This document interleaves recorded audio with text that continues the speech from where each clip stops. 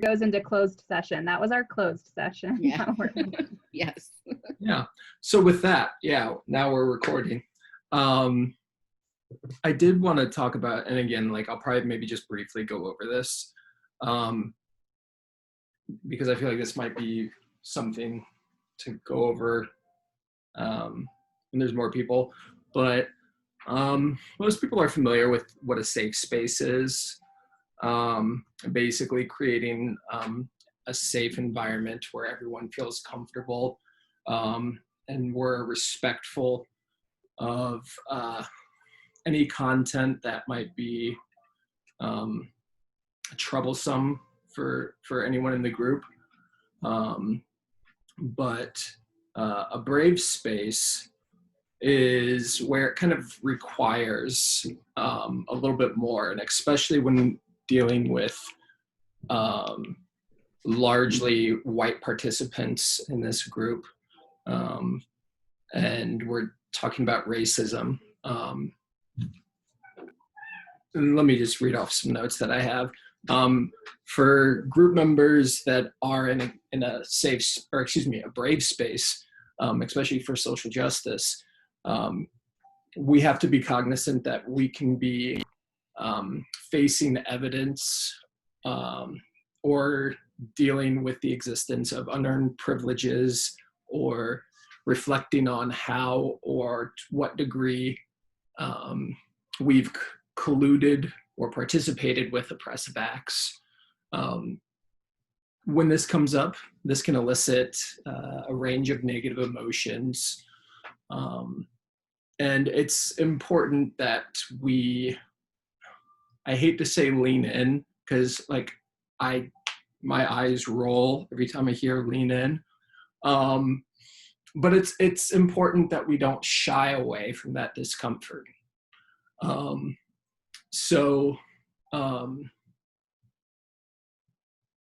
With a brave space, the priority is to prioritize accountability and growth.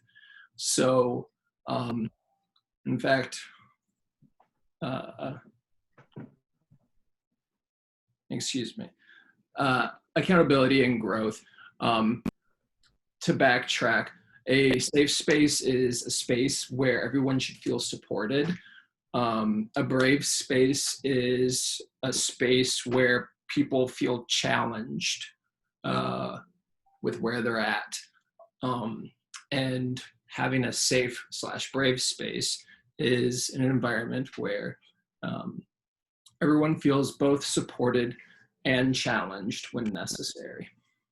Yeah, basically we're not going to take offense to anything. Yeah. And I came up with some basic rules, but here, let me just share this so y'all can, and we'll put this up on our Sages page. But yeah, what a safe/brave space looks like is welcoming multiple viewpoints. And that's another thing that I kind of cringe at anytime it's brought up, like when the syllabus is handed out in a class or you're at any workshop, because that inherently means there's room for bad actors. So yes, we do welcome multiple viewpoints, but not at the point where it's just antagonistic, which is not a problem I foresee us having.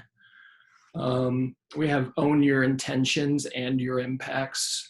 I feel like so often we get caught up on, well, that's not what I meant. And we try to defend our intentions without taking ownership over our impact.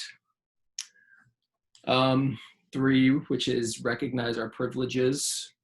That's something that like it's pointed out to us.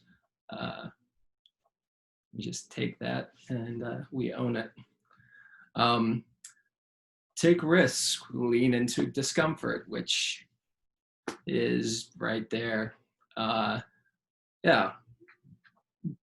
we've briefly spoke about, trying to, if you're new to all of this, consider becoming an ally. If you're an ally, become an accomplice. If you're an accomplice, become a co-conspirator. Just that notion of, it is very important that you do find your lane, because I'm a big proponent of, I think it's really important to be authentic. But once you find your lane, challenge yourself to do more. Make space. So share speaking time. Try to notice if someone else wants to speak, that, we're drawing attention to that person, especially if they haven't had any room to speak. Notice and name group dynamics in the moment. So that's just a notion of, as it says, like, we're all responsible for this space. I don't see our book club getting to a point of where we have issues.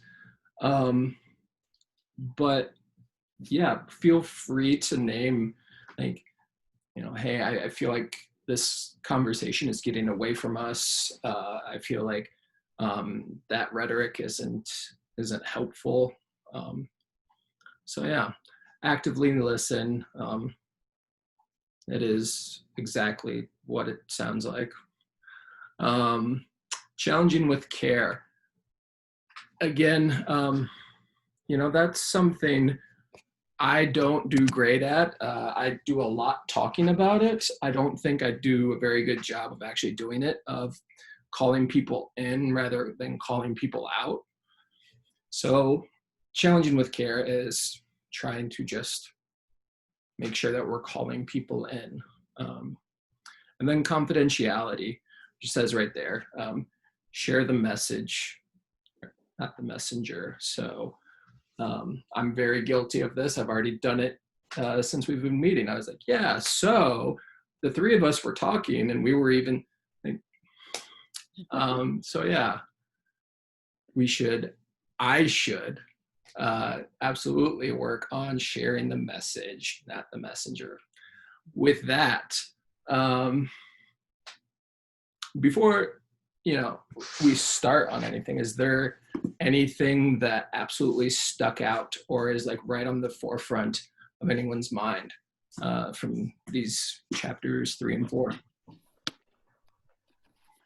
I like the fact that it's kind of topical right now, because he is talking about education and all of that, and with us going back to school, it seems like, oh, that's a perfect time for that.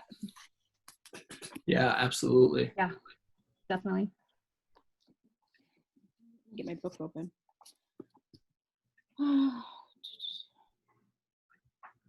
So the 2 chapters were power and biology. I believe so. Yes. No, it's 3 and 4. So power and biology. Yep. So I know chapter 3 starts out where Dr. Kendi is reflecting on his own early elementary. And he was talking about white families spending more money on housing. So, and this is, I don't have the page number. I think it's 36, page 35, 36. Yeah. But that white families are spending more money on housing to get their kids in better public schools, to keep them away from, quote, bad schools and, quote, bad children. Mm-hmm. How does that feel on the nose for areas like Monticello?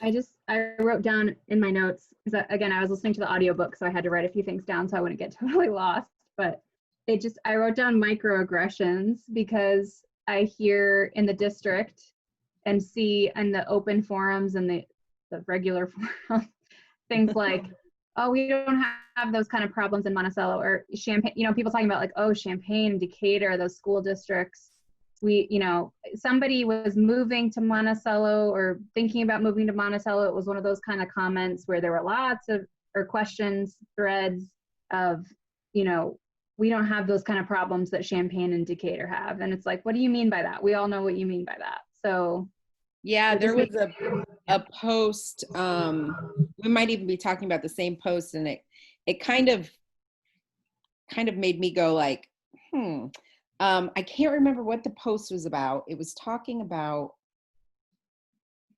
I can't even remember who posted it, but I think they were talking about basically like their disappointment with the Monticello forum and their racist ranting and everything else, and then somebody had started talking about the demonstration, and somebody had posted, well, I just moved here and I didn't think these kind of problems existed here, and I'm very disappointed to hear that they do. And I was like, okay, like that's that concept of like, whoever it was that posted, it's like, oh, okay, so you moved here to get away from these race problems, and now you're disappointed because you moved somewhere and they exist here too, is what you're saying. I read that as, I didn't think there was diversity here, but that's obviously not what I moved to a white town, so I didn't have to deal with this crap, and you're telling me that you guys had a demonstration here and that there's race crap here too? Like, yeah, that's kind of what I took it as too. And I was like, all right. Like, that seems like such a antiquated notion to me. Like, people move to towns to get away from diversity. It's like, yeah, I did that in the 70s. Like, it just seems antiquated to me. Sure. One, with that, I don't know. Chelsea and I graduated the same year, and I've always said, and please correct me if I'm wrong, Chelsea, but I've said, like when we graduated, it was 100% white, like freshman to senior year. And it might have been like 99.1% white, save for a foreign exchange student. But yeah, with that, so Melina, when you say like, that seems, people were coming to places like Monticello in the 70s to get away from, essentially to seek out self-segregation.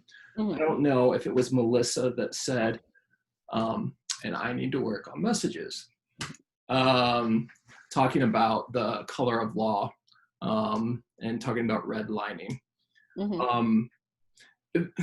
I feel like this is a great example of not necessarily redlining, but at least white flight.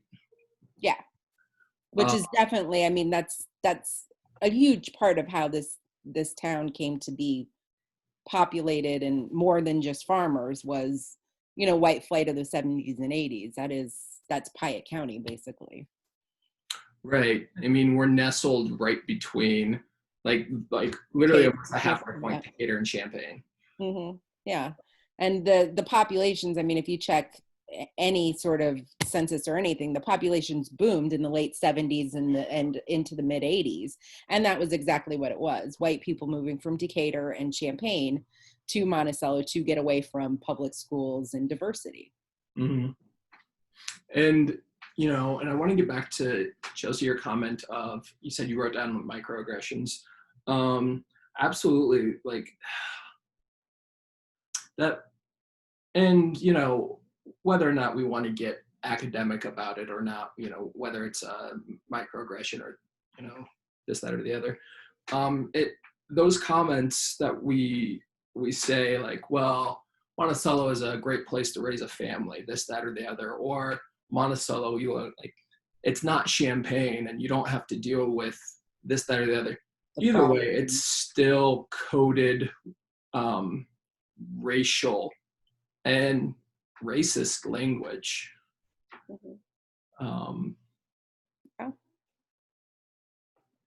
Yeah. I mean, I definitely think so. Yeah, it's just odd to me because I grew up in Tolono, and again, another town that was basically built on white flight. And it, you know, when I was going to school in the 80s in elementary school, that was, you know, that everybody said that, you know, oh, it's just a nice place to raise a kid, or, oh, we moved out from Champaign to get away from the troubles, or the, you know, and it was like everybody knew what they were talking about. But it just, it still catches me off guard now in 2020 when people still say that, and it's still that coded language where you're like, oh, okay, I know what you mean, but it's like, are we still saying that? Like, it just, I feel like people should know, everyone should know by now that that's kind of a racist thing to say. Like, you know, we're getting away from the troubles of the big cities. Yeah. And in all fairness of Paul, the things you brought up at the beginning of the meeting of saying things that you feel nervous saying, as you know, I when people say those kinds of comments, I kind of just absorb it. And I think about, well, what would I say? You know, like, what do you mean by that? And people might say, well, you live here too. You know, why do you live here? You know, and even if I say, well, like, my parents are from here, my mom went to high school here, so I was born here, I live here, but I went away for a long time. Why did you come back here? Why didn't you go to Champaign? Why didn't you go to Chicago? You know, and I could just say, oh, my family, but like, it makes me think a lot. And that's good, because you should think about those kinds of things, but I don't really have a good answer, because what would I do? Quote to them like, oh, you should read the new Jim Crow. I'm reading it right now. It's like a legal textbook. You should read it. Like, yeah, come on, you know? So I don't know how to, well, I mean, yeah, go ahead. Oh, no, go. I was just saying, I think it's also, I mean, I do think we do need to question why we live here. I mean, I've certainly, you know, I have had to ask myself that, you know, I mean, my husband's from here, but when we moved back from LA, which I loved Los Angeles, and I loved the diversity in Los Angeles, and I miss the diversity of Los Angeles. But, you know, we moved from a highly diverse city to move back to Monticello, you know, and when we moved here, it was never a question of like, are we going to live in Champaign or maybe Decatur, or, you know, it was Tolono or Monticello. What town do we want to live in, you know? And I do have to ask myself, was there a reason why Champaign was never on the list? Was there a reason why Decatur was never on the list? You know, I mean, is there some sort of subconscious part of me that was like, I don't want to deal with that, you know, and I want to live in a nice town where I can, you know, feel safe. And why do I feel more safe here than I would in Champaign? Like, what about that? I mean, those are questions I definitely have to ask myself and be honest about the answers, which, I mean, may very well be, yeah, I don't want to deal with chaos and, you know, things going on. And then I have to ask myself, is there a racial reason for that? Like, what is my reasoning for that? Yeah, sure. And you can understand like the reasons why there might be more problems, or, you know, and you can justify, well, I know why that's happening. It's because of this long history of that, you know, you can understand all of that, but then it comes down to one's personal or other people's personal decisions, or that's what you know, because that's where you're from. So yeah, but that doesn't make it any easier to be able to express to someone else something like that. Yeah. Well, and I think it's something. I've always lived in a small town pretty much all my life. I have lived in like Champaign and Urbana, but I just love small towns because it's slower. There's not as much going on. I just like that about it. I mean, Rantoul is pretty diverse, but I've lived in small towns that weren't, and I just like them. I just like small towns because it's just slower paced and not as much going on. There's not as many industrialized areas. So I'm glad you brought that up, because and one thing, like, I do want to validate, because when I got out of the military, I moved right back to Monticello for no other reason than it was my home. I just considered Monticello home. For Chelsea, like, I don't know, like, you tend to go where you're from and it's just default. And likewise for Melina, like, so, you know, if it comes down, you mentioned it's Tolono or Monticello. Well, it just happens to be like those are your hometowns. Mm-hmm. Well, and like Melina was saying, if you're moving back to the state from out of state, why would you move to a random place where you don't have family maybe? Or, Yeah. I mean, that was a factor for me of why would I move to a random town? My parents live here. Mm-hmm. But Right. Well, and then, it's interesting, and I'm glad Tracy brought this up because, when we talk about Central Illinois and, these places where it's just a great place to raise a family, we talk about Monticello, Mahomet, Tolono, St. Joe. We don't say Rantoul, and Rantoul is the same size as these schools. But like that browning of America, that colloquial saying, the browning of America, like Rantoul is a great example of that. Same size. We now play Rantoul, like they're in the same football conference and a lot of our other sports, seasonal sports conferences. But nobody's clamoring to move to Rantoul. Yeah. It's because, and it is in large part because it is such, even though it's still a small town, it's a way more diverse small town than Monticello or, any of the other surrounding towns. And it's funny because Rantoul always gets compared to Champaign or Urbana, and size-wise, it's not even close. I mean, if you're talking about actual population, Rantoul is not close to the population of Champaign-Urbana. The reason it always gets compared to Champaign-Urbana is because of the diversity. Yeah, the demographics match Champaign-Urbana. Yeah. Yeah. And talking about school districts are funded by property taxes, which has been something that I've never really fully understood. And it leads to huge inequity. Mm-hmm. And so it just kind of snowballs on itself and continues. Yeah. And we can say, oh, that's out of our control, but at least, you can say, oh, at least we're recognizing that that's the problem, but it makes you feel so helpless. Yeah. Yeah. And with that, so like bringing up school districts, like that's another thing, like that's what gets brought up, still touching on Dr. Kendi saying, we've got these families moving to school districts so they can be away from bad schools and bad kids. That's one of the things that Mahomet, Monticello, St. Joe, Unity, like they always, they've got great schools. Sort of like how we say, like, maybe I should ask myself, like, why I chose to live here. But when that gets brought up, when that statement, they have great schools, what does that mean?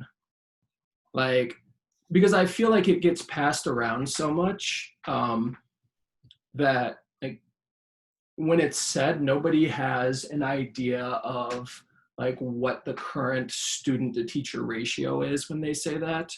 Or they don't have top of mind, like, what the median ACT score is. I think that it has just become like an unconscious bias way of saying this is a white school. They have white schools, yeah. Well, and more money too. Yeah. There's definitely, it's a great school means it's there aren't the problems that you see in or in Champaign or Urbana with fighting and stuff like that. You don't see those problems, and there's money in the schools. I mean, that was a huge consideration for me when I went to Rantoul. I could make more money in Monticello. The pay is better, for teachers. The classrooms are smaller. There's less challenges, I chose to go to Rantoul because I like that diversity and I like working with that diverse population, but it certainly doesn't pay better, So, I think that money goes hand in hand with that concept as well of it's less diverse and there's more money. Monticello even talks about that. Like, we want to keep our salaries high. And for the area, they do have, when I was coming back, because I used to teach in Farmer City at Blue Ridge, if you just do a direct salary comparison, which at the time was literally my choices, because I used to live in Monticello and drive to Farmer City. It's just like, if I was just purely financially choosing a job, I'd pick Monticello. And Monticello even talks about that amongst their staff. We want to keep our salaries high. So the competition, we get the best teachers, taking them away from other places. but if every school was on equal footing financially, then, you know, think how far that could go to close the equity gap. If every teacher, you know, if it was more on even footing, or if the funding came from a more equitable source, this wouldn't even be part of the conversation. And race and money, it's like, I'm thinking chicken or the egg, you know, because communities of lower socioeconomic status tend to be communities of color because or due to whatever, you know, social inequity, and then it just causes more of the same. And it's a real fight for schools that don't pay well to keep teachers. So then you have that constant turnover, which creates chaos within a school system, and it creates chaos in the classroom. I mean, you have teachers leaving mid-year sometimes, you know, and that creates a total upheaval and chaos in a school and within the student body. And, you know, so, I mean, all of those problems feed into each other, and it just creates more chaos. And it all starts with, I mean, a huge portion of it is pay. I mean, when I, you know, took the job at Rantoul last year, they came in way lower than what I was making. And, you know, I mean, there was a point even when I was like, yeah, I want to be in Rantoul. Yeah, I want to teach in Rantoul. Yeah, I'm excited about this population, but I have a line of what I can take, you know, like, and I mean, their initial offer was way less than what I could have taken, you know, and it took a lot of negotiation to get them up to even a level where I was like, okay, I can afford to do this. But I mean, it's that low and it's that big of a difference. And I was working in Urbana, and just from Urbana to Rantoul, the price difference was almost 10 grand. I mean, that's crazy to me that you're talking a town over, and I was making almost 10,000. I was going to make $10,000 less.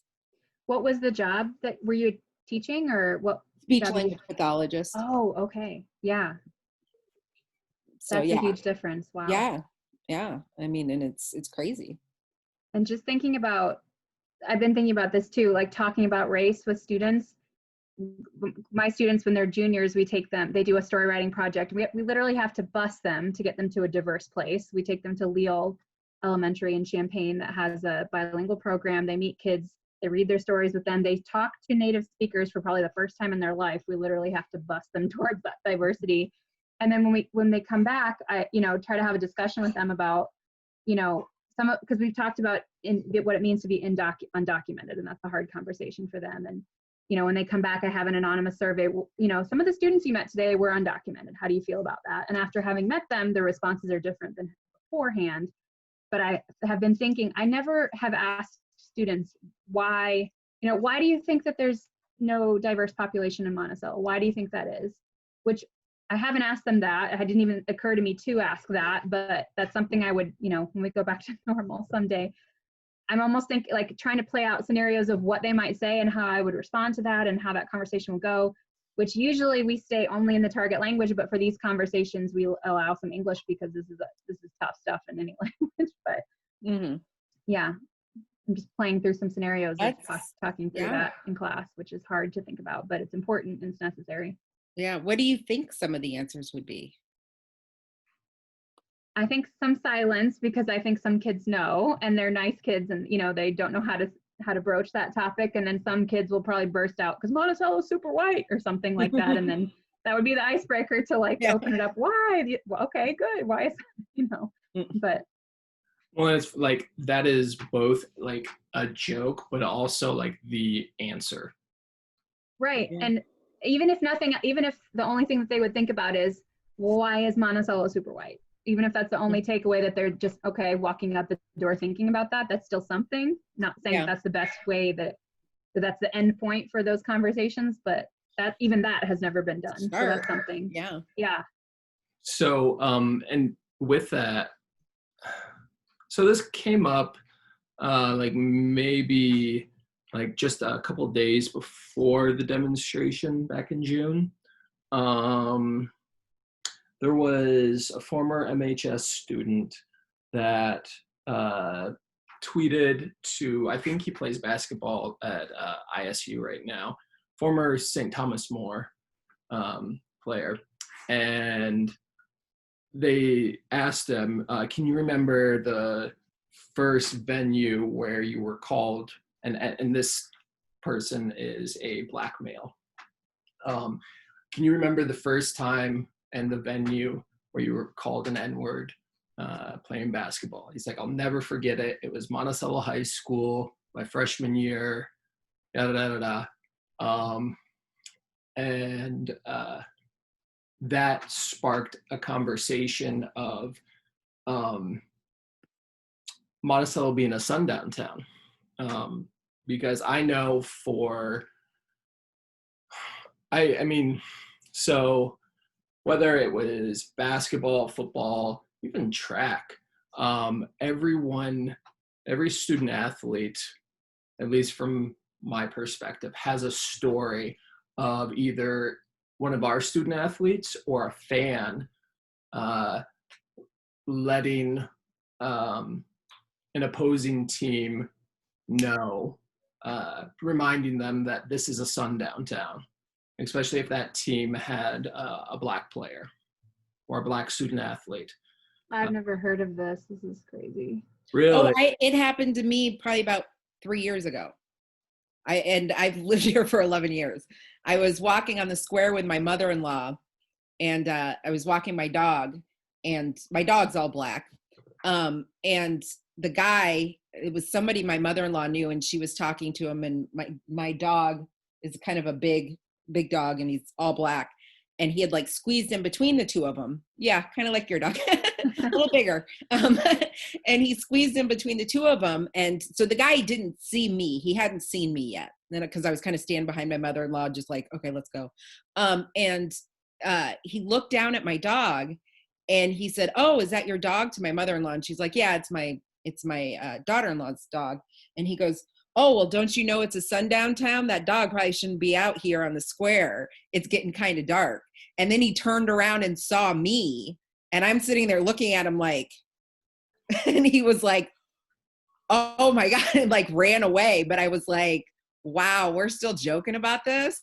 Like, and that was literally 3 years ago. My mother-in-law was like, "Oh my God, like what just happened?" And I was like, wow. Like, yeah, sir, this dog is connected to a Black lady. Like, what are you doing? Like, so yeah, it still happens.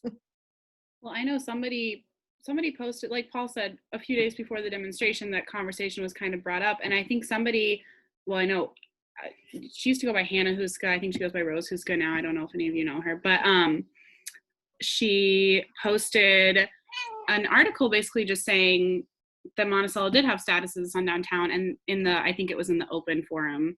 And so you can imagine the kind of comments that were left just saying like, this just isn't true. Like, I don't know why in the world you would think, I don't know. It was like people not only were, I don't know how to word this. I know Kendi talks about how like it's actually right here.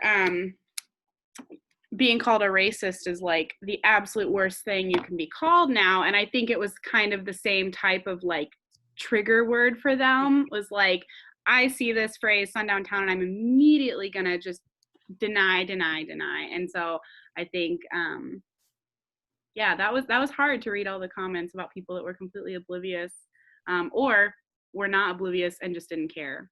Yeah, I saw that. Oh, go ahead. Oh, go ahead. No, you're fine. Go ahead. I was just gonna say, all I was gonna say is I saw that thread too, Ellie, and I was amazed with how many people were just like, "Why are you bringing this up again? Like, why are you dredging this up? Just forget about it." Like, yeah, so many young people have never heard of that. You know, I hadn't even heard of it until like embarrassingly a couple years ago. Same. So, you know, most of my adult or my growing up years and some adult years here, and had never crossed my mind. I never even heard of it. But probably because there's been this huge thing of like, shove it under the rug, don't talk about it, just like so many other atrocities in the US. Well, and I think it's changed. I mean, I would say it's probably changed a lot here in Monticello too. I mean, I personally have never felt unsafe, other than random people calling me names. I've never felt unsafe in Monticello walking around in the evening or whatever. But I mean, those towns, the difference the change that's happened in Monticello isn't the same for all of the towns around here. I mean, there are a lot of small towns around here that are still very much sundown towns, you know, if not enacted by law, that are still, at least, you know, social policy dictates that they are. I mean, I have literally been told to leave some towns for my own safety, you know, and so, I mean, and even some towns here in Piatt County, I mean, you get down in Hammond area and LaPlace, it's kind of questionable whether or not you should be out there at 8:30 at night, you know? So, I mean, there are still a lot of towns like that in this area. I took a friend to lunch or to dinner in Arthur, Illinois, and she's Black. And we walked in, and I swear to God, every single head in the restaurant turned and then like followed us the whole way as the waitress seated us. It was really, I mean, I told her, I was like, okay, you know, we're going to go to a really small town. So just kind of, you might not, maybe everybody might not be the nicest to you, just so you know. But neither of us were expecting something as blatant as that. Now, did she notice that? Did that like bother her? And she was wearing like a tank top, and she was so uncomfortable because that she ended up like putting a jacket on. She put a jacket on, and she's kind of sat the whole time like this. Like she was clearly so uncomfortable. And is she very dark skinned or fairly dark? Both of her parents are Black, so I would say her skin is fairly dark. Yeah. I find that interesting. I don't come across it a lot, so I always find it interesting, like how other people of color's reaction is to that versus mine, because I'm so oblivious to it. I am like, I've had people tell me after we've left somewhere, like everybody was staring at us, and I'm like, oh, like I'm just so I think I'm so a nerd to it that it doesn't even like hit my radar anymore. But then like other people, you know, I'm like, I'm interested to see, like, you know, and did she grow up in a small town? She grew up in the suburbs of Chicago, but it was a pretty white suburb. She said she was one of the. So I wonder if that was like a new experience for her, or like, I think it was pretty new. I want to say it was pretty new. Like I said, she grew up in the southern suburbs of Chicago, so her school was really diverse. And now she goes to U of I, which was also fairly diverse. So that was a new experience for her. I think so, yeah. Okay, because it's just not for me, so it just doesn't even hit my radar. I was gonna say that could be what maybe it could be. You know, she's also like 20, so maybe she just hasn't encountered this very many times. Maybe she will. Unfortunately, she might get used to it. She's going to the U of I. Terrible, terrible. If she ever leaves campus, she will. Yeah. Okay, that's interesting. That's interesting, because it just doesn't. It never hits my radar anymore. I don't even see it. Jeez. I'll have to keep my eye open for that more. What are you guys' thoughts of like alluding to it being a sundown town, or even just the micro assaults of staring a person of color down as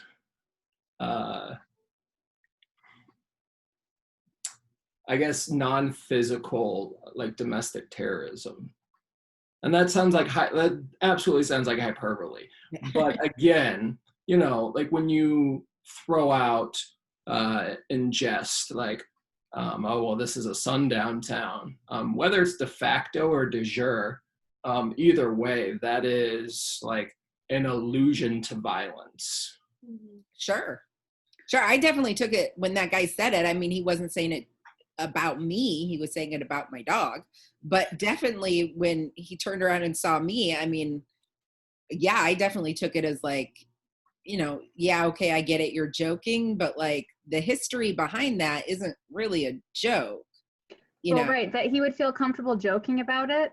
I mean, because if he joked about it in the sense of, not that you should joke about it, but if he joked about it in the sense of like, it was, you know, isn't that horrible or something, then you would think, stop and clarify, like, no, that's not what I meant. And oh yeah, no, he was definitely joking about getting my dog off the square because he was a black dog. Not that that's even excusable, and maybe he just was like so thrown off, but like you should have clarified instead of running away. Yeah. It but was very odd. It's right. still a racialized joke. Right. Who would think that that's okay to joke about that? But so many people, that's never crossed their mind that wouldn't be okay to joke about it. But that just shows, that just says to me that they're surrounding themselves with people who also would joke about that. Default in this community would be that that's literally okay, that anyone you meet on the street would think that that's okay to talk about. So that's a pretty scary default. Yeah. for Yeah, somebody to it's have. yeah. And I think that's the thing about like microaggressions and stuff like that. Even like the staring incident is like the difficulty comes in that, because like I've run situations like that have happened a billion times to me, and let's call that a microaggression. Guy was making a joke about race.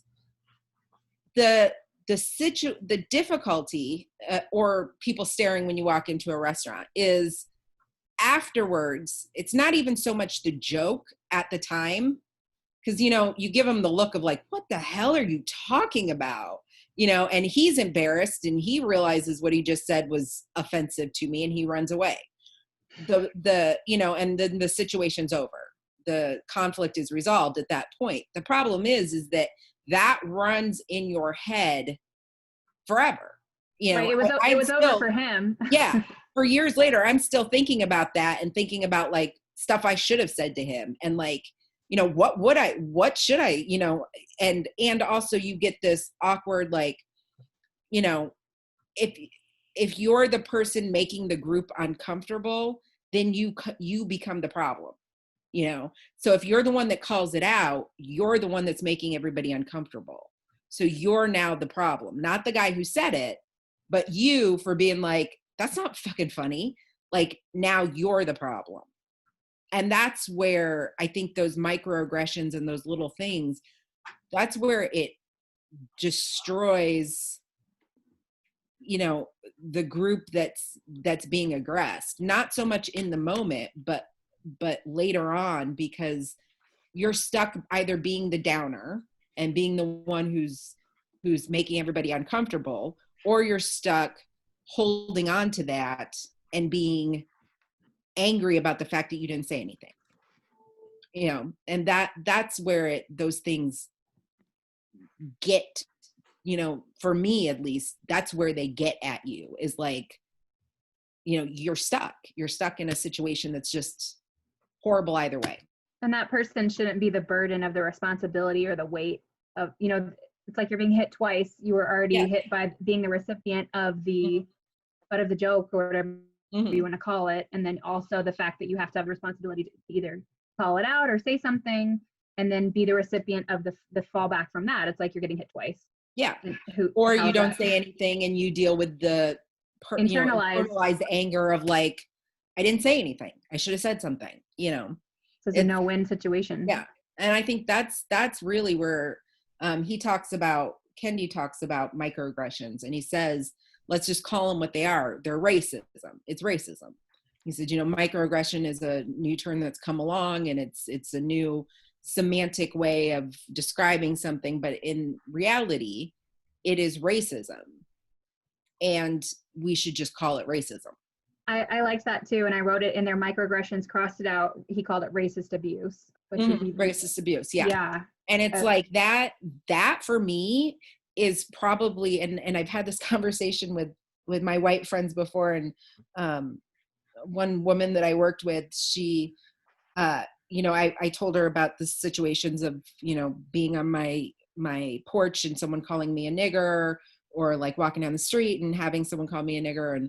And I personally, and of course I cannot speak for everyone, but like those instances or situations are situations that I kind of laugh at because they're so ridiculous to me.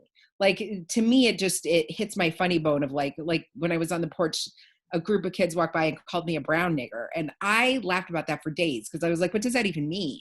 Did they think I was Mexican? Like, what does that mean? I've never even heard that term before. Like, is that a new term? Like, what is that? And she was like, I can't believe you laugh at that. That's so, she was angry for me. And I was telling her, like, those aren't the things that bother me. The things that bother me most are what people call those microaggressions. Those are the things that bother me and like stick with me more than like I would rather just have in your face racism at me than those little, like, you know, those little knife stabs in the back, you know, when it's like you say something and then, you know, I'll call it out and people will be like, well, I was just joking, relax. And then you're the guy who's like too uptight, you know, and you're like, seriously? Like, those are the things that drive me nuts. And I feel like we need to label that what it is, which is when the response is like, you're overreacting, this, that, like that's gaslighting. That's abusive gaslighting. But that is what people will do in those situations. It's what happens most. You know, if you do, and knowing that, oftentimes I won't say something because I know what the response is going to be. It's going to be, oh my God, I was just kidding. Take a joke. You know, I wasn't trying to hurt your feelings. You know, that's going to be the response. So it's like, I know that, so I'm just not even going to bother saying anything. You know, those are the things that get to me the most. That's so unfair because that's like their get out free card. Yeah, very much so. And that's so Dr. Kimberly Crenshaw, I think it's pronounced Kimberly Crenshaw. She's a law scholar, most known for coining intersectionality. That absurdity, she calls it the double bind, and she was talking about it specifically for like women in general in corporate America, where if you don't say anything, you just keep on taking the abuse. Mm-hmm. And so you're screwed that way. But then if you do speak up for yourself and stand up for yourself, then all of a sudden you're bossy or bitchy, or you know, God forbid you're Black or Latinx, and it's like, oh, now you're the angry or fiery expletive. Yeah. And you're the uptight one who can't take a joke, and you're ruining the atmosphere, and yeah. And what gets me is when people, you know, you try to call something out and you say like, hey, like, let's talk about why that was a microaggression and why I didn't really appreciate that or something like that. And they say, well, if it's a microaggression, then you should just get over it because it's so little, you know, just move on. I'm sorry. Maybe they'll throw an I'm sorry in there, but they'll be like, but it's micro. And I know Kendi like gets into that too. And I really like that he calls them exactly what they are.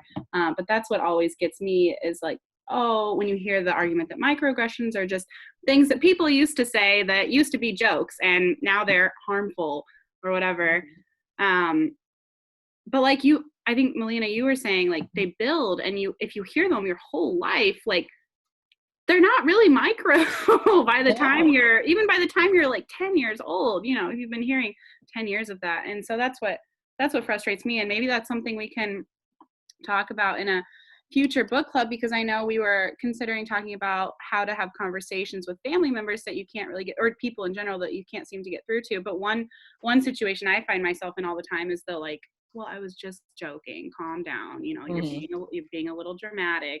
So maybe trying to work that into, because I think that'd be a really good conversation to have, because I don't know how to respond to that. When I get that, I usually say sorry because I don't know what else to say. Oh, sorry. Because you feel like you're the one that. Yeah, and I'm like, oh, now I'm the language police, and now no one wants to talk to me. And I've made it all uncomfortable. Mm-hmm.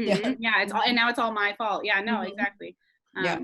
Well, and with that, like, I would suggest, like, that is the moment for people who view themselves as accomplices or co-conspirators to,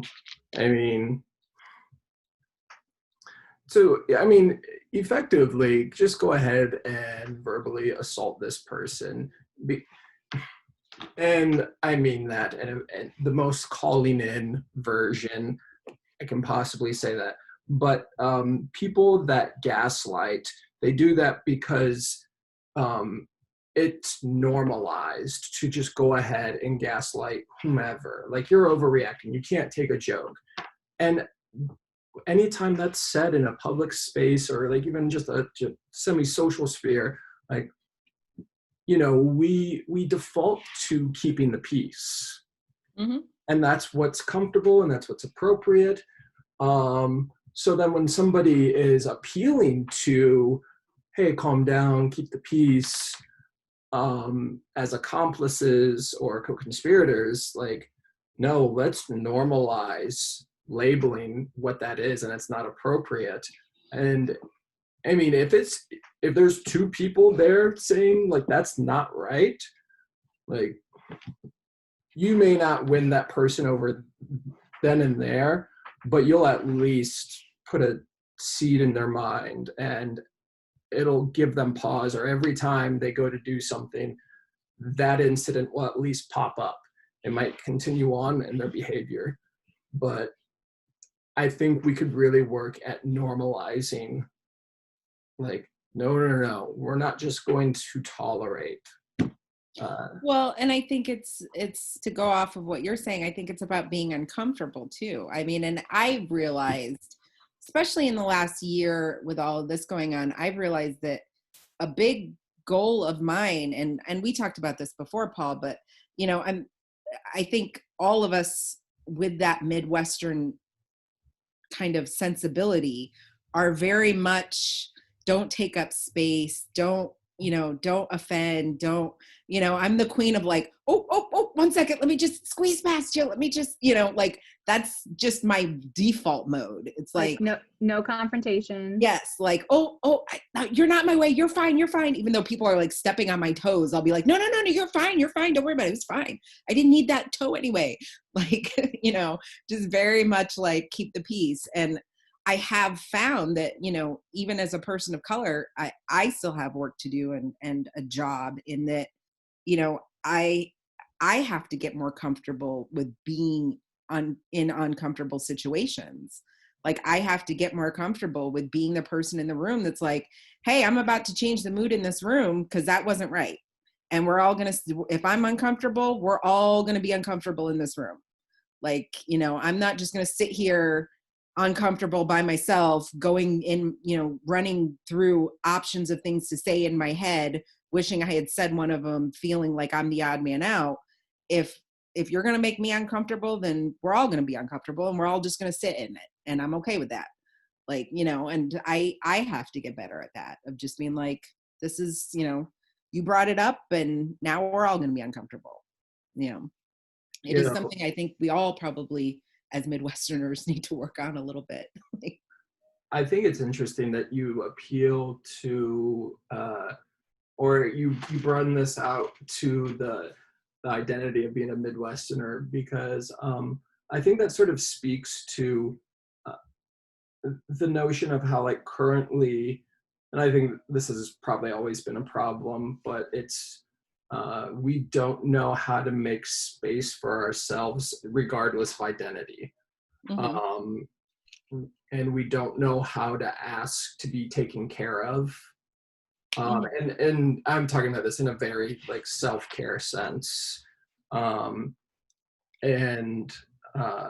like if we can put our finger on how that is kind of a current phenomenon, like, okay, so like if everybody has a problem with this, like, this must really be an issue, I'm assuming, for someone that has one or multiple intersecting non-dominant identities. Mm-hmm. I would imagine.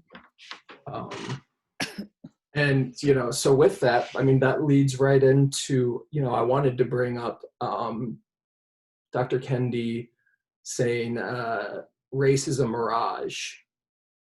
And essentially saying, race is a mirage, but everything that it's constructed is very real. I'm trying to, I think it's page 37. And it's essentially, I've likened it for a long time. So it's right here. 37, fourth paragraph down. But for all of that life-shaping power, race is a mirage, which doesn't lessen its force. We are what we see ourselves as, whether what we see exists or not. We are what we see us as, whether what they see us as exists or not. What people see in themselves and others has meaning and manifests itself in ideas and actions and policies, even if what they are seeing is an illusion. Race is a mirage, but one that we do well to see, while never forgetting it is a mirage, never forgetting that it's the powerful light of a racist power that makes this mirage. Yeah, which is a beautiful paragraph, by the way. Yeah, no, absolutely. Because I feel like he's saying almost two things at once. And I've likened it, what I've said is, race isn't real, but racism is. Because on one aspect, Dr. Kendi is almost like appealing to like a revolutionary sense of, no, we can do more than this. We can move past this. But in another sense, it's like without roping anyone into like a post-racial context of it's like, oh no, but everything, even though race is super fake, everything it has built is very real. Mm-hmm. Yeah, he describes it as he says, I call myself a Black man, even though I know race isn't real. But I identify as a Black man because that's what society sees me as. And I think, Ellie, you had made the point, because that chapter 2 talks about the whole construction of race from the very beginning. You were saying, and he says in his book that it was always about racism. Race was never the whole concept of race. It was constructed purely for racism. We didn't categorize people by color until we needed to have people who were less than us. So the entire system was created and named and built for the concept of racism. Yeah, that was something from this power chapter that was like completely, it was one of those sentences that you read where you're like, this should have been obvious, but it totally changes my perspective and really was super eye-opening. He says from the beginning, to make racist was to make racial hierarchy. And obviously I know that we say like, oh, race is a social construct, gender is a social construct, like we've been saying these things for a while, but reading the history that he lays out here was, I literally could not believe that I had never heard about the history of race before. I mean, I've taken plenty of classes at U of I about race and how races interact with each other and the history of race and stuff like that, but had never come across it. So. Yeah, I mean, I kind of think the same as you, is like, in my mind, race, the concept of race always existed. Yeah.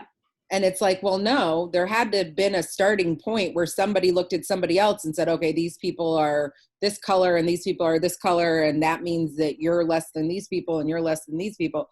Like, obviously it had to start, but in my mind, it's just something that has always existed. And to hear him really say like, no, this was an idea that was purely constructed for power and to make people superior and inferior.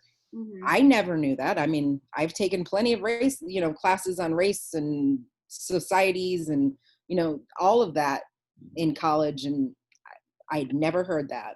Yeah, I think what really made it feel so much more real for me was that there were names here. There were names and there were dates and there were facts about how this was. I mean, like you hear a sentence like, oh, race was created because of power. Like you hear that sentence and you're like, okay. But when you read the name of the person that first came up with these ideas and you see the date that these ideas first started, circulating the world, whatever you want to say, that really made it a lot more real for me. And the fact that these facts do exist and they're right here for anybody to read. And I don't know why they're not taught. It was one of those things that just makes you want to like scream, but yeah. Well, and with that, because so much of, and being a white person, choose my words wisely, when I talk about the Black struggle, but so much of what is striving for equity among Black communities, the Venn diagram of what that overlaps with and capitalism and exploitation is ridiculous. I know Chelsea mentioned earlier the new Jim Crow, Michelle Alexander, and she illustrates, and I'm bringing this up because, Ellie, when you say like, yeah, so, we hear in a lot of, whether it's classes, workshops, whatever, we hear it's like, yeah, well, race was, came about because of power. And it's almost like a truism that we just throw out there. And I think we can really be intentional with our language and make sure like we're having those conversations of like how we got here. So coming back to Michelle Alexander and the new Jim Crow, if I'm remembering it correctly, don't know where my copy is. How we came to the slavery that we knew in America was because of Bacon's Rebellion, where at one point the Black enslaved, they weren't enslaved, they were indentured servants.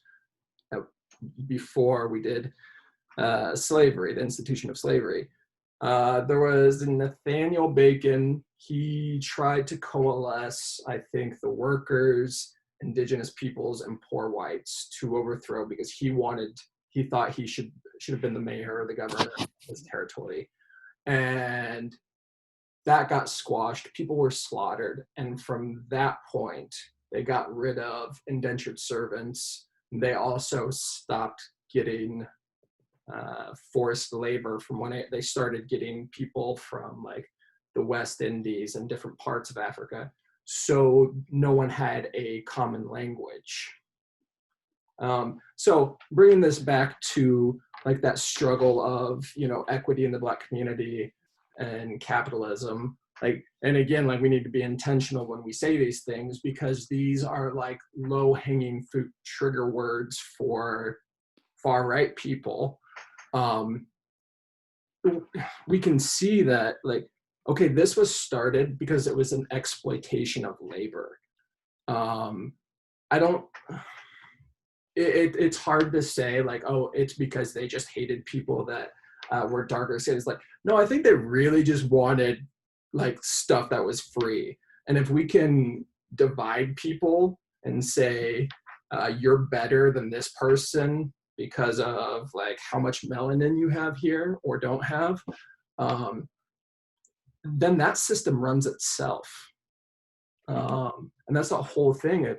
We understand power over, we don't understand power with, we don't understand interdependence. So I think it's really important that we are intentional when we talk about how we got to be here. Sorry, that was a whole rant.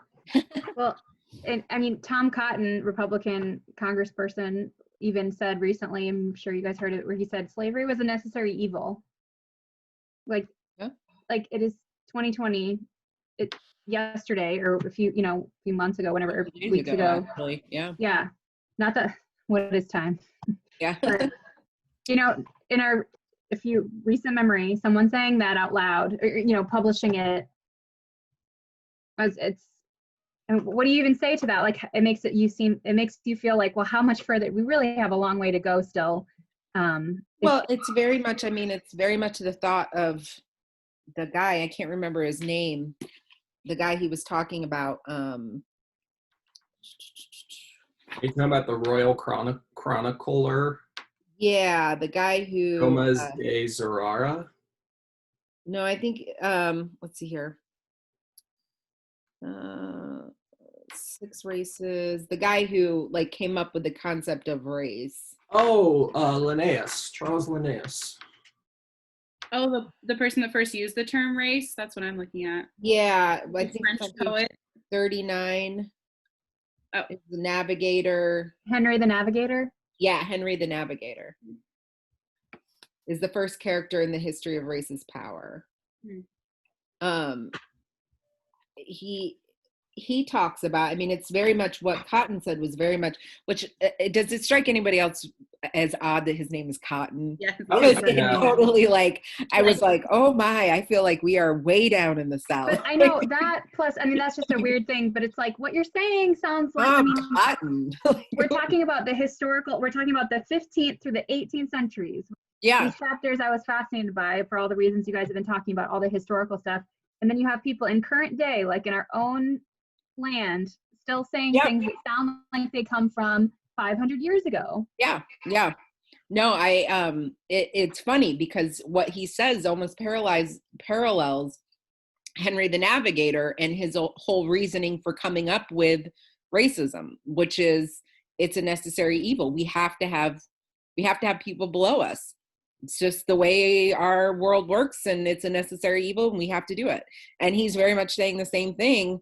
How many hundreds of years later, he's saying, well, it sucks, but we have to have people who are picking our cotton. So it's a necessary evil.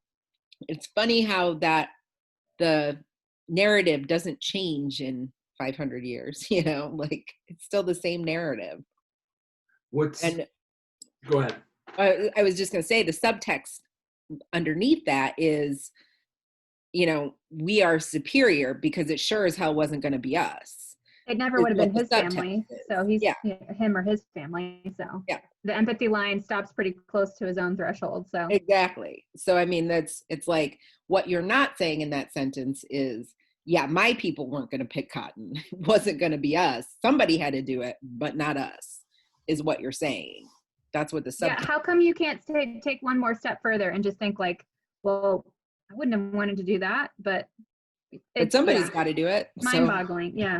Mm-hmm. Well, and I always try to tread lightly when I introduce this topic because it can get warped in the wrong direction. But it's like, again, talking about, so race isn't real, but at a certain point, the Irish were not folded into whiteness, and Italians were not folded into whiteness. Now, I'm not about to entertain an argument that the Irish were ever slaves. They were subjected to being indentured servants, but very common. What's that? It was very common. I mean, that was their ticket over to America. Generally, was to sign indentured servitude.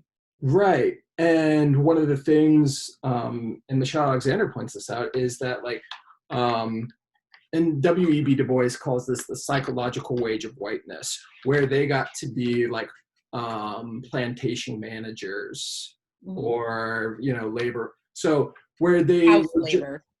Yeah, where they were almost subjected to, I don't want to equate them to enslaved labor, but still it's like they weren't much better off. And that notion of, if we hold in mind, no, race isn't real, stop clinging to whiteness, coalesce with the labor and overthrow the power. Yeah. And that's I feel like that's something where that's a very difficult thing of where we can hold two things again, no, you are not, if I was the Irish, no, I'm not experiencing what you are experiencing, but whatever I think I've got that's that great, it's not real. And it's that notion of no, we really could coalesce, and it doesn't have to be somebody's got to be on the bottom rung, which the most sickening part of that comment for me was for Cotton's comment of a necessary evil. At first blush, it's that comment makes sense to me, partly because, I didn't always used to be the way I am currently. But immediately when I reflect on that comment would not make sense, and it would be so jarring if we said that in any other context. If we said, well, the Nazis were a necessary evil. Sure. I don't. So, and I don't know if that rings true with anyone else. Well, I think it's just as jarring to say slavery was a necessary evil, but I think with someone like Tom Cotton and a lot of, you know, these Republicans who make these statements and people are like, what the hell are you saying? I think they're so removed from reality that I don't think it'd be any more jarring to them to say the Holocaust was a necessary evil. I mean, I think they're just so removed from the reality of how America has progressed in the last even 10 years. They're so far removed from that I think he was caught off guard by the backlash that he received. I don't think he expected it, you know, and I feel that he would have been caught off guard if he had said, you know, the Holocaust was a necessary evil and people gave him pushback. I think he would have been caught off guard about that too. I mean, I think that is a case of extreme white man, like And to the extreme. it makes me think of, not to get too far off, but I'm reading Ta-Nehisi Coates' Between the World and Me right now. It's a great book. I've never read anything by him before, so I wanted to see what, you know, and his style is really interesting, really different than the book we're reading now. But just talking about the necessary evil, he's talking about how when he was a kid, they would haul all the kids in for, you know, oh, it's February, it's civil rights time, let's learn about the civil rights. And he wrote something that, again, I keep reading these books thinking like, you don't have to convince me. I already feel like not that I know everything, but there's always something in these books, like Ellie was saying, of like, I needed to read that. I've never thought about that before. And I feel like not that I've heard it all, but he said, how come our heroes always had to be the nonviolent ones? And it makes me think of all the times when war has been justified as a necessary evil.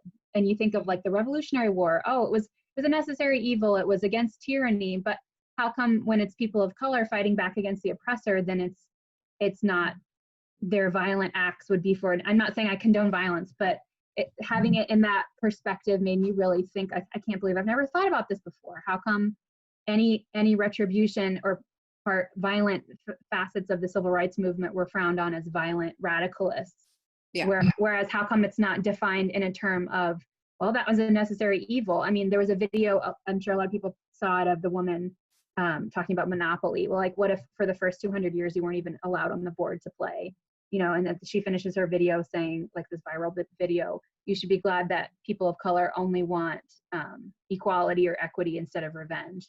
And just really, that was really powerful for me, thinking like, well, that would actually be fair. But, you know, people aren't advocating for that. People aren't advocating for violence. But if you think about it in those terms, it's like, well, that would actually be, how come white people are able to claim that and people of color aren't? So made me think, like, I need to keep reading these books because there's a lot I haven't thought about. There's a lot I don't know.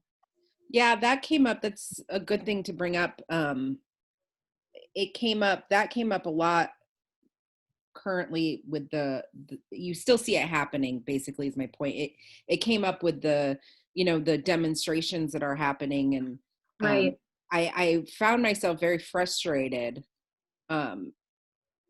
for a number of reasons, and for reasons that you mentioned, because, you know, I would see, like, the principal of Rantoul posted, and I realize this is being recorded, but I'm okay with that.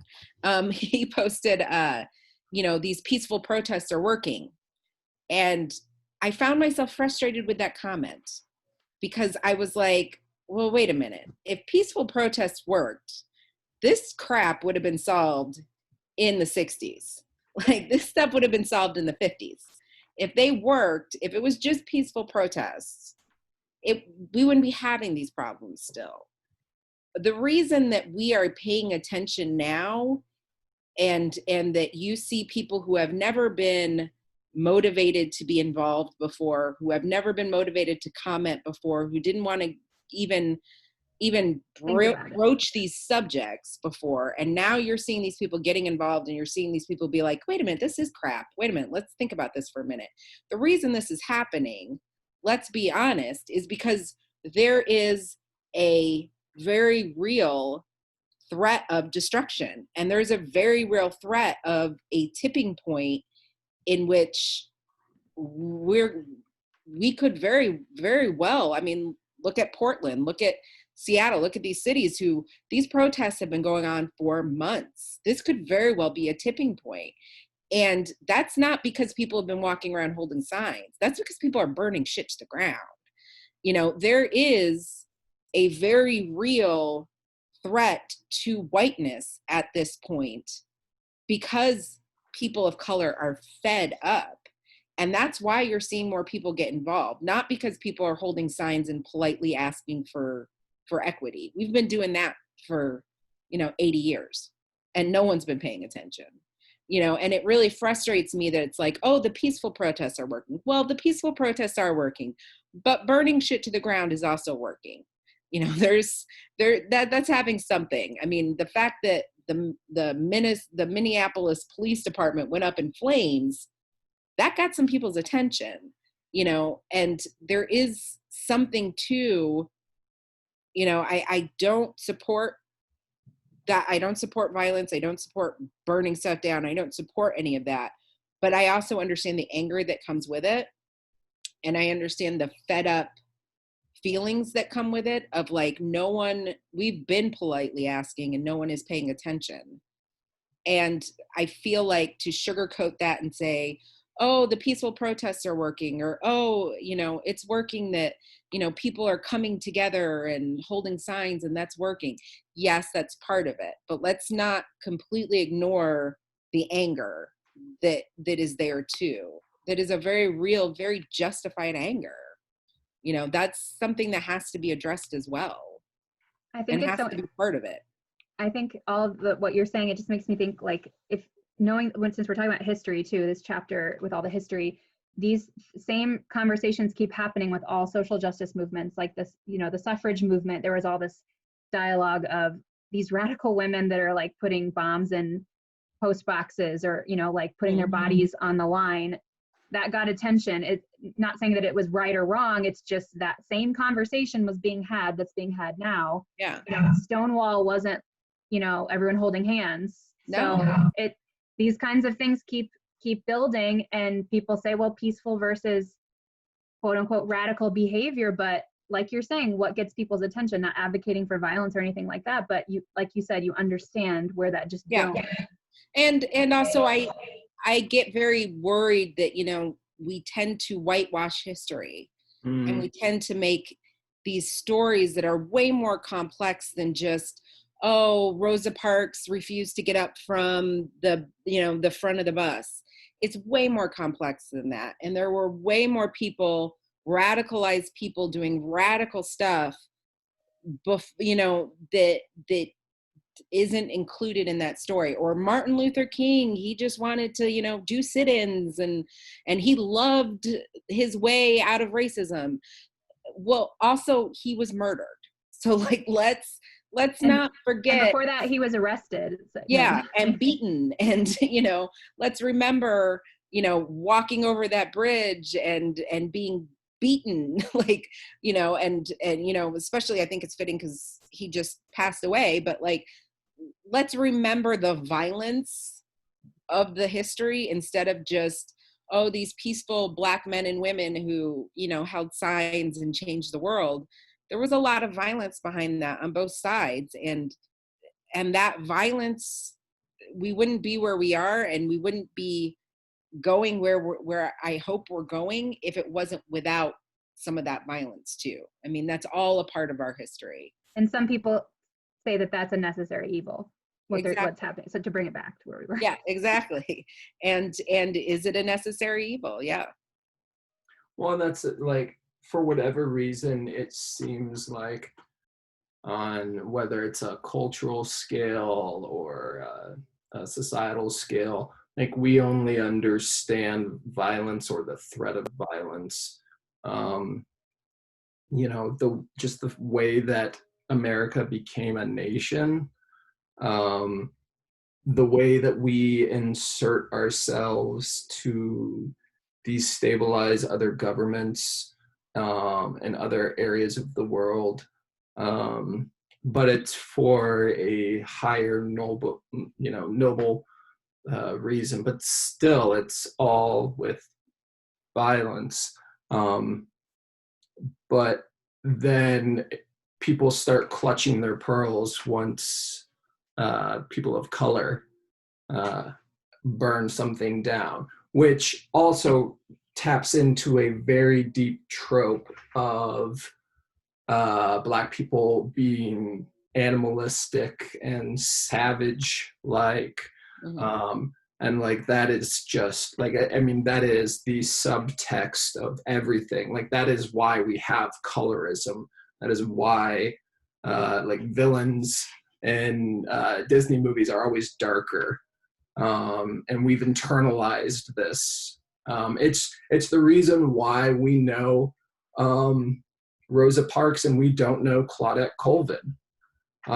Rosa Parks, yes, she's who we talk about every February, but we don't talk about who was doing it first and did it numerous times, Claudette Colvin, and she wasn't used because, one, she was darker, and she was less appeasing to the white culture because I believe she was pregnant.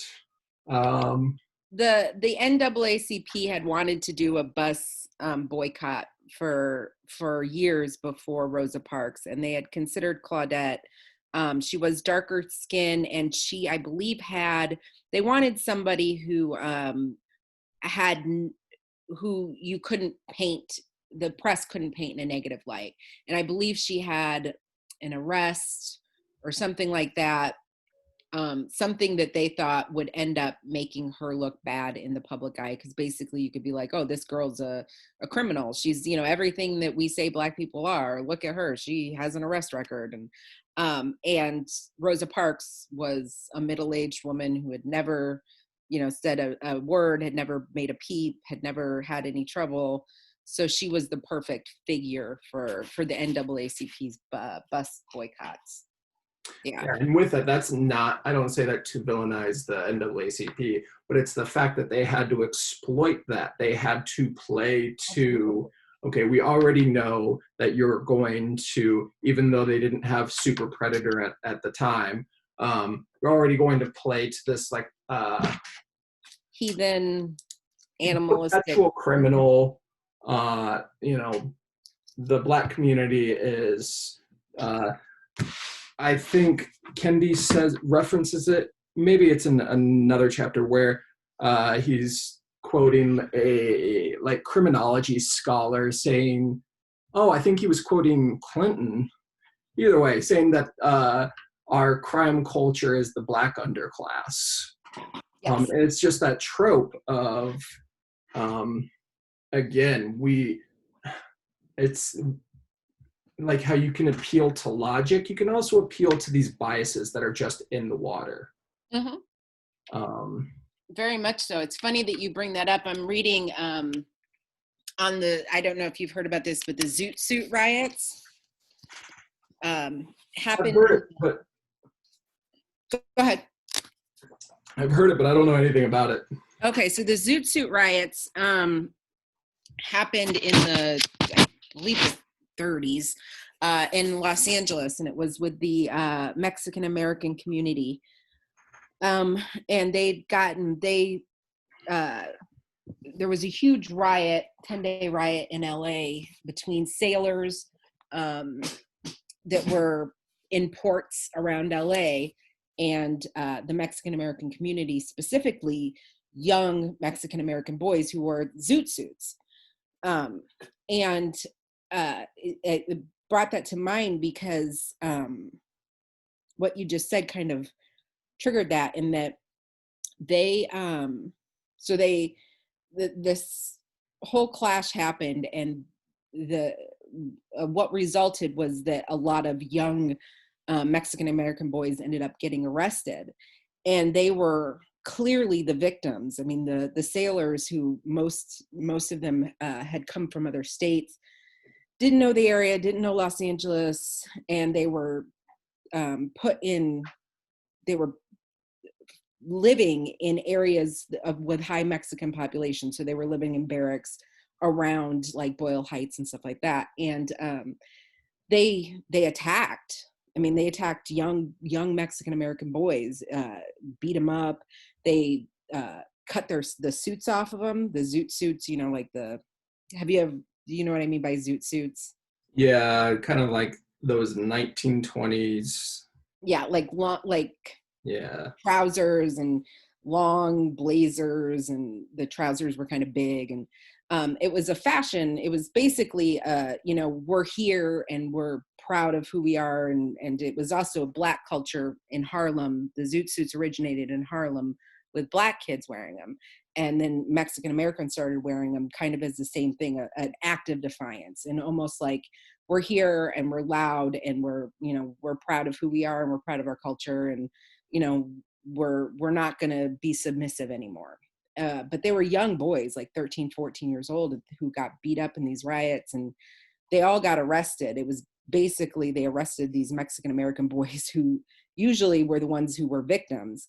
And the idea that came out of that was, we have to stop this violence. And we're not going to arrest American soldiers. We're not going to arrest Marines. We're going to arrest you. And they were the victims of this. And they found out later that, of course, in most cases, these were young boys who had done nothing. But thousands and thousands of them were arrested during these riots. And it changed their whole life. And again, that concept that you were talking about of, the narrative is you're the troublemakers. Even if clearly this situation shows that you are the victim, you're the one on the ground bleeding, you're the one that's been beaten unconscious, the narrative is going to be that you are the problem. And that's the way the whole story played out until many, many years later. I'm going to have to take off, but I just wanted to say thanks so much for leading the discussion and for inviting us to participate. And with what you were saying, Melina, I hope and wish that students in social studies classes get to dive deep into these historical moments and think about, what was the motivation for said riot, or how do social movements and protests, what's the best way, those kind of debates would be so fascinating to have in a social studies classroom that I didn't have when I was in school. Yeah, especially something like that, because it's, again, these pieces of history you don't ever hear anything about, and they're huge. Other than just a fact on a page, well, why? What about it? Getting to dialogue about that like we're doing now. I wish that students, or hope that students have those kinds of opportunities. I'm not saying that they don't ever, but something, I mean, I think especially with social studies, like you're talking about, it's almost like we need to rewrite what we choose to prioritize, because there is so much, and I get that, but these are American stories that you never hear anything about, and they're so huge, and we need to really look at that. I didn't want to interrupt, but just wanted to say I think the discussion's really interesting. I love all the history stuff. Sorry I have to take off, but thanks, guys. Have a good night. You too. And I hate reciting this, but it always gets cycled as an African proverb. But it says, until lions learn how to speak, the hunter will always write history. Yeah. And it's that, I think I've brought it up before, and I'm still looking for this article. But it was an Atlantic article saying why we need to stop teaching history and start teaching histiocracy, which is you pull okay, how did this country write about World War II? I think it's probably Cuba. I was listening, there was some podcast where he was talking about if you go to Cuba, how they view World War II is not how America views World War II. Well, sure. I mean, even the revolution, if you talk about, the revolution, how the South talks about it is very different than how the North talks about it, Right. The war of aggression in the South. Right. And so that's how it's that whole thing of, people that go into seminary school, they understand, the New Testament, where you've got, 4 different people in the Bible telling the exact same story, but it's just a different author. And it gets held up as like, see, this is how we can start to piece things together. It's like, yeah, let's do that with history. Mm-hmm. You know, let's look at everyone's viewpoint on this. Yeah. It's definitely something that for me, like I think the good thing that's come out of all of this racial upheaval is that it has definitely spurred me into making sure this upcoming year that I am focusing on things in a different way, and that I'm focusing on telling, even if it's the same story, telling it from different viewpoints, you know, because a lot of the work that I do in schools is, you know, going off of a curriculum that's in science, social studies class, or in reading class. You know, it's in an RLA class, and then I pull kids and do specific work with them, but it's usually based on the text that they're reading in class. And this has really gotten me thinking of like, I could find different sources and, you know, and work with these kids on what's happening and what they're, you know, if they're talking about, let's say, slavery in class, I can still work on slavery, but I can work on it from the viewpoint of slaves, you know, from the viewpoint, instead of talking about Jefferson, let's talk about Sally Hemings, and let's learn about Jefferson from that viewpoint. Like, you know, so that I'm still working on the curriculum in class, but exposing them to different sources. You know, it really has gotten me thinking, like, and excited to go back to school this year and really play with that idea of like, let's look at all of this from another viewpoint, you know, from someone else's viewpoint. Yeah, no, absolutely. Here with that,